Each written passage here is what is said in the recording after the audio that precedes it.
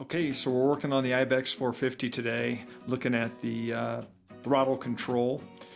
The cap on the throttle assembly often has a screw on this end coming in from the bottom and a screw on this end coming in from the bottom.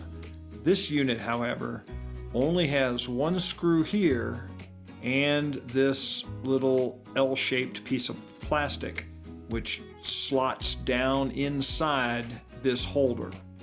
So if you need to take this off, which I was trying to do to adjust this throttle position, actually so I could adjust the brake, but this throttle assembly is indexed. In other words, it appears that it has a pin of some kind that sets into a hole in the handlebar, so it can't be spun. I haven't taken it apart the rest of the way, but this little guy was a little bit confusing when I was trying to take it apart.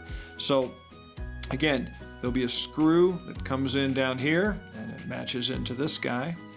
You'll remove that screw and then pivot this back and let this thing release from inside here.